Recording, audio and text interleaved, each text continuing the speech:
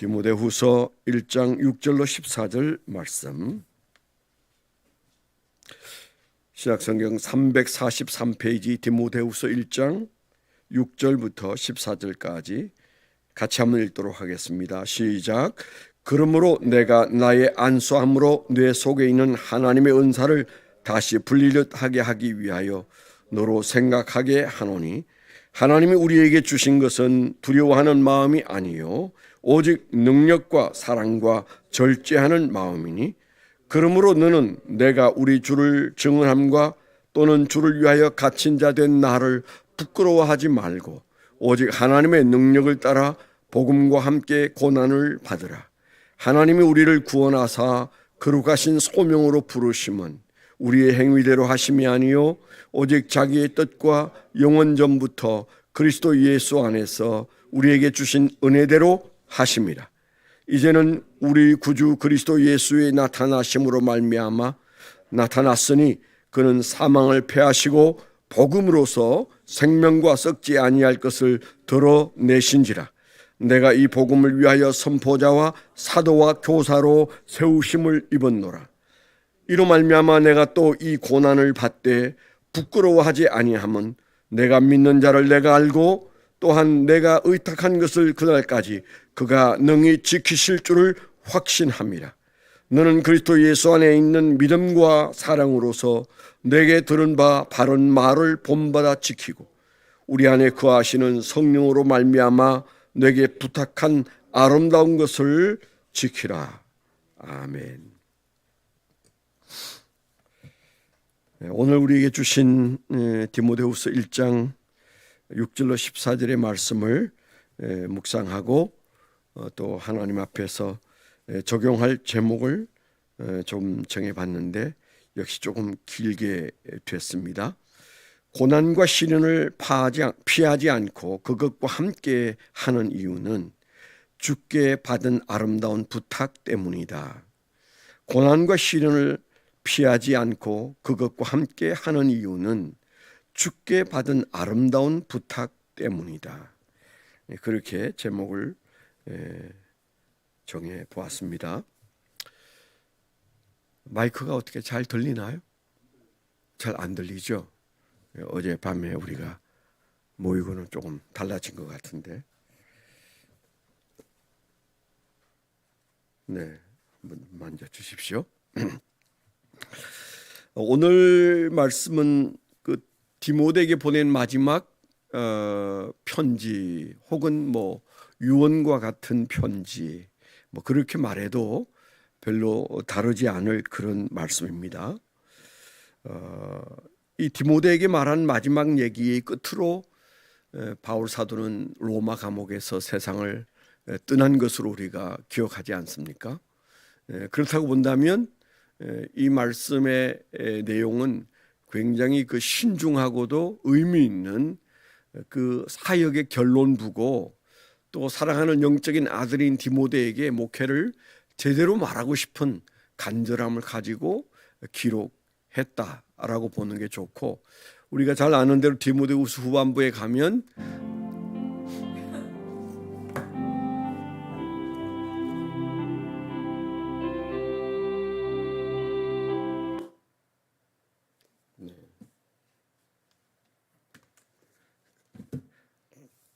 방송 사고가 일어났네. 소리는 좋아졌습니다. 네. 다시 우리가 이 얘기를 한다면, 그래서 바울 사도는 자기가 죽음이 임박해 있다는 사실을 알고 있는 처지였다, 그렇게 말할 수 있잖아요. 참 대단하다는 생각도 듭니다. 그가 육신이 병들고 이제 내가 죽겠구나 그런 게 아니고, 그에게 닥쳐올 순교를 직감하고 있으면서 이 디모데후서를 기록했죠. 그러니까 그 말씀의 무게감이 크다, 그런 생각이 있습니다. 오늘 말씀에 그 두드러진 그 반복되는 단어 중에 하나가 부끄러워한다, 그런 단어죠. 부끄러워하지 마라 라고 디모데에게 말하고, 나는 부끄러워하지 않는다, 그렇게 말하고, 그 다음에 지키라, 지키라는 말도 두 번씩 말하고 있습니다. 상당한 그 의미의 연결이 된다고 생각되지 않습니까? 지금 이제 바울 사도는 꽤 오랫동안 로마 감옥에서 뭐 그 사이에 좀 이렇게 잠시 또 풀려나서 안가에 거하기도 하고 또 시절이 어려울 때는 또 감옥에 들어가기도 하고 그러면서 꽤 긴 시간을 보낸 후에 죽었습니다. 순교했습니다. 이제 그러니까 우리가 예수를 믿을 때 똑같은 시련이 계속되고 반복되고 좋은 어떤 그 결론이 나오지 않으면 지치게 돼 있는 것은 사실입니다. 하나님이 전능자이신데 왜 내 처지는 변함이 없을까? 왜 내 이 고통은 끝나지 않을까? 우리가 이런 생각을 하나님 믿기 때문에 하는 거죠. 안 믿는 사람들은 그 부분에 있어서는 우리하고 좀 다른 것 같습니다. 어쩔 수 없이 우리는 섭리론자고 하나님을 모르는 사람들은 운명론자죠. 그 운명의 파도에 내가 휩쓸려 떠내려간다고 생각하는 사람들과 하나님이 세상을 주관하고 계시고 머리카락까지도 세고 계신다는 예수님의 말씀 때문에 우리는 운명론자가 될 수가 없어요. 그냥 하나님의 섭리 안에 하루하루 살아가고 있습니다. 도대체 이게 섭리라고 말할 수 있느냐라고 하는 고난이 계속 반복해서 오고 그것이 끝나지 않으면 우리 마음속에서 그 하나님의 전능자의 그늘 안에 내가 지금 잘 살고 있다는 생각이 들기가 어렵지 않습니까? 그렇기 때문에 그 당시에 자기에게 없는 능력이 바울 사도에게 있는 것을 보고 들은 그 당대 크리스찬들, 특별히 이 디모데 같은 경우에는 그 바울 사도의 그 위상이 대단했을 것이라는 것은 짐작이 됩니다. 대단한 영적인 사람이 감옥을 헤어나지 못하고 질병에서 벗어나지 못하고 또 여러 가지 나쁜 소문에서 헤어나지 못하는 모습을 보고 있었을 때 그때 그들 마음속에 이 환경을 부끄럽게 여길 수 있는 거죠.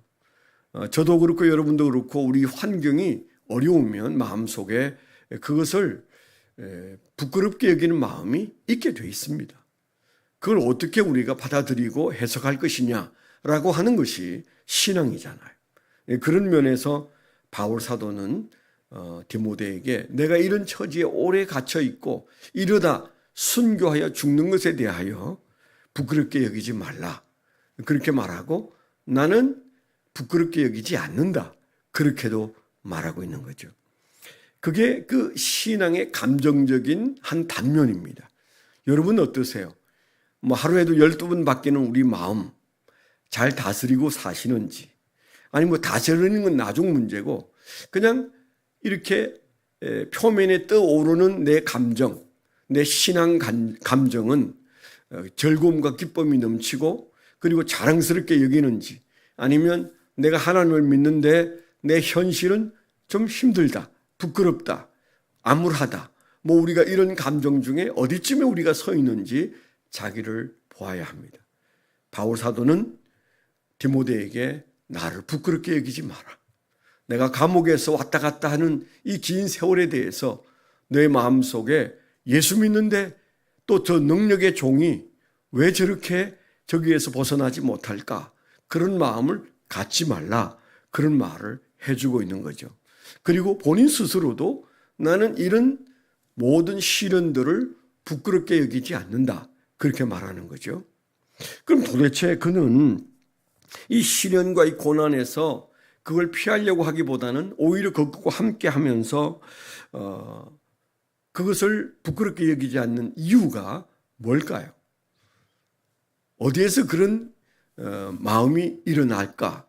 참 우리가 많이 생각하게 됩니다. 저도 살아오면서 하나님을 섬기고 주님을 따라가는데 형통하면 즐거워요. 그런데 뭔가 형통하지 않을 때는 조금씩 마음이 답답해지고 하나님 앞에 우울한 마음이 생기고 그러죠. 교인들을 볼 때도 그렇습니다. 저분이 지금 요즘 그 마음의 밝기가 어느 정도일까? 그런가 하면 보면 알고 생각하면 알지요. 기도하면 알지요. 속속들이 몰라도 사람은 자기에게 지금 일어나고 있는 일들에 대한 그 입장과 그 마음이 표정과 행동에 드러나게 되어 있습니다. 대부분의 사람은 그럼에도 불구하고 기쁘게 사는 사람은 많지 못하죠. 어쩔 수 없습니다. 그러나 바울 사도는 그것에 관한 한 절대 부끄럽게 여기지 말라고 말합니다. 확신에 넘쳐 있어요.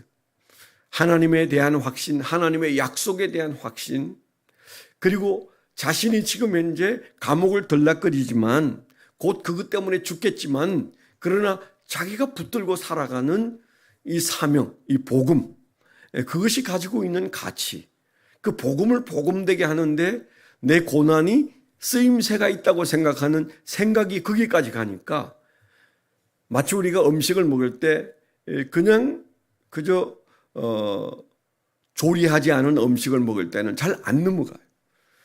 제가 이제 그 이스라엘에 가서 고고학 발굴을 한답시고 그게 좀 머물러 있지 않았겠어요? 큰 기부처에서 이제 잠을 자고 그 게스트하우스에서 이제 많은 학생들이 고고학 발굴하러 온 학생들이 같이 생활하는데 거기에서 이제 밥을 하루에 3번 먹습니다. 근데 언제나 그 3번 다 거기에는 음식의 특징이 조리를 잘 해 나오는 그러니까 특별한 메뉴가 나오는 날은 금요일이에요. 안식일 들어가면서 멋있는 메뉴가 하나쯤 나옵니다. 일주일 내내 그거 하나 기다립니다. 뭐 가까운 데 어디 가서 음식을 사 먹는다든가 어디 시내를 나간다든가 그런 곳에 있지 않았어요. 그 요단강 서안에 있었는데 그러니까 그냥 감옥 생활을 하는 거죠. 그리고 주는 음식만 먹어야 돼요. 금요일 날 한 번 특식이 나오는 것 외에는 대체로 그냥 그 조리하지 않은 생짜배기입니다. 예를 들어서 무, 파, 마늘, 감자, 고구마, 사과 이런 것들이 이제 거기 이제 그 쭉 열거돼 있어요. 지나가면서 그걸 이제 제 식판에다가 올려놓는데 갖다가 놓고 기도하고 보면 심란해요. 야, 이걸 먹고 살아?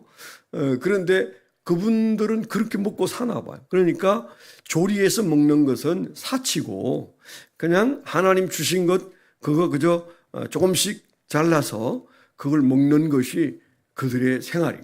제가 간 기부처만 그런지 모든 기부처가 그런지는 제가 일일이 다 가보지 않아서 모르겠습니다만은 그렇게 먹으면서 야, 참 하나님이 주신 거지만 이게 조리가 되지 않은 것들은 참 힘들구나 그런 생각이 들었어요. 우리 인생에서 하나님께서 믿음의 길을 걷게 하실 때 하나님이 우리의 인생에 좋은 것들로 좀 양념을 쳐 주실 때 그때 좋은 일들을 우리가 달콤한 일들을 보면서 살면 예수 믿는 즐거움이 좀 더하는 것은 사실이잖아요. 그러나 척박한 것들을 보면 광야의 이스라엘 백성들이 하나님을 원망했듯이 모세를 원망했듯이 우리 인생의 입에서 그냥 원망의 소리가 나올 수 있는 거죠. 바울 사도는 그런 환경에 지금 있습니다. 사형수로서 살고 있습니다. 언제 생명이 끝날지 모르는 환경이 하루 이틀 간 것도 아니에요. 수년의 시간이 그것도 인생은 말로가 좋아야 된다는데 그런 인생의 뒷부분이 능력을 행할 처지도 아니고 복음을 마음껏 전할 수 있는 처지도 아니고 모든 것이 제한되어져 있는 여러분 사람이 자유가 속박당하는 것처럼 힘든 게 없어요. 가고 싶은 데 가고 먹고 싶은 것 먹고 하고 싶은 것 하는 것 그게 인생이라고 생각하는데 그런 것들이 다 제한되어져 있는 바울 사도가 그럼에도 불구하고 그것을 부끄럽게 여기지 않는다. 이 말 속에 저는 제 개인적으로는 굉장한 의미가 있다고 생각합니다. 우리 처지가 어떠하더라도 설명하기 어려운 환경 속에 있더라도 당당할 수 있는 길이 있다는 거죠. 바울 사도는 그것을 굳게 붙잡고 있어요. 그리고 지키고 있을 뿐만 아니라고 디모데에게도 지키라고 말합니다.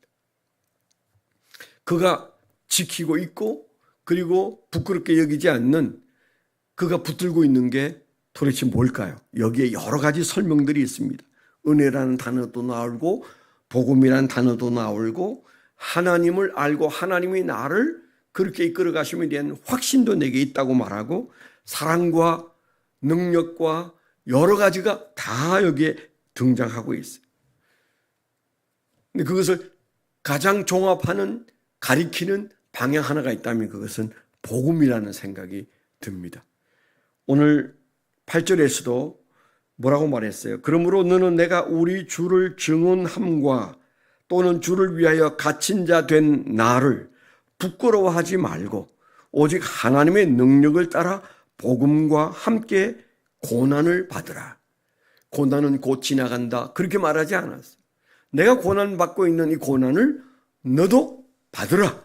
그렇게 말하잖아요. 이게 제자에게 할 말이 아닌 것 같은데 제자에게 그 말을 서스럼 없이 오히려 어떻게 보면 선물을 주듯이 당연지사로 고난을 받으라고 말합니다. 자기에게 있는 고난이 당연한 것일 뿐만 아니라 디모데에게 고난도 당연한 것이고 오늘 우리에게도 복음을 위한 고난은 당연할 수 있다는 말이죠. 그래서 거기에 그 당연한 이유가 오직 하나님의 능력을 따라 복음과 함께 고난을 받으라. 복음이 있는 곳에는 고난도 있어 왔습니다. 지나간 2000년 기독교 역사에서도 복음이 있는 곳에는 항상 누군가의 희생과 누군가의 헌신과 누군가의 눈물과 누군가의 말할 수 없는 고난의 흔적들을 우리가 봅니다. 그래서 어떤 분들은 그렇게 말하잖아요. 한국에 복음이 이렇게 짧은 기간 동안에 무섭게 번져간 이유는 복음이 뿌려질 때 피도 함께 뿌려졌기 때문이다. 군함을 타고 복음을 가지고 왔던 천주교는 지리멸렬하고 있을 때 기독교가 이 땅에 와서 100년의 세월이 흐르면서 이렇게 많은 대한민국을 바꿔놓는 그 뒤에는 복음이 흩어지면서 피도 함께 뿌려진 사실을 전 세계가 주목하고 있습니다. 얼마나 많은 사람들이 그 복음 앞에 복음의 가치 때문에 복음을 위해서 고난을 겪었는지 몰라요. 그들의 눈물과 그들의 땀과 그들의 피가 오늘 우리로 하여금 이런 복음의 자유를 누리고 있습니다. 우리가 가까운 북한 그리고 중국 그런 나라에서의 복음의 위치를 한번 생각해 보세요. 흔히들 말합니다. 아시아에 복음이 일찍 들어온 나라 중에 여전히 복음이 힘을 쓰지 못하는 대표적인 나라가 태국이고 일본이라고 말합니다. 특별히 그 태국은 복음이 일찍 들어왔지만은 우리보다 먼저 들어왔지만은 거기에는 지금도 그 사람들이 예수를 믿는 데 있어서 너무 소극적이고 복음의 증거가 어려워요. 그 이유를 선교사들은 뭐라고 말합니까? 그들은 그때 피를 흘리지 않았다. 타협했다. 그럼 우리는 어떻게 했습니까? 그냥 단순하게 복음을 받아들일 때 제사 드리지 말라면 제사 안 드렸고 매를 때리면 매를 맞았고 가족이 찢어지면 그냥 그 찢기움을 받아들였어요. 그 놀라운 헌신 앞에 복음 앞에 부끄러워하지 않는 그 수고와 피 흘림이 한국 교회를 만들어내었고 그런 나라는 특별한 하나님의 선물들이 함께 있더라고요. 오늘 우리가 이 말씀 앞에 저와 여러분들이 기억할 것은 하나님이 우리에게 주시는 이 주신 복음 앞에 우리는 얼마나 기쁘게 감당하고 그것 때문에 우리에게 닥쳐오는 시련이나 고난이나 불편함이나 우리의 불이익에 대해서 얼마나 그것을 바울 사도처럼 기뻐하는지 자기를 돌아보고 오늘도 우리 입술에 복음이 힘차게 있어서 누군가에게 복음을 전하고자 하는 열정이 우리 안에 가득한 한 날이 되시기를 축원합니다. 기도하겠습니다.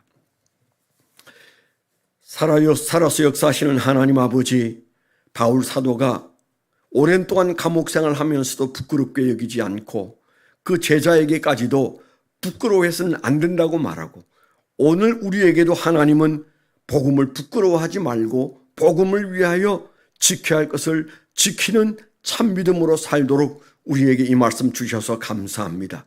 복음의 열정이 갑절이나 일어나게 하여 주옵소서.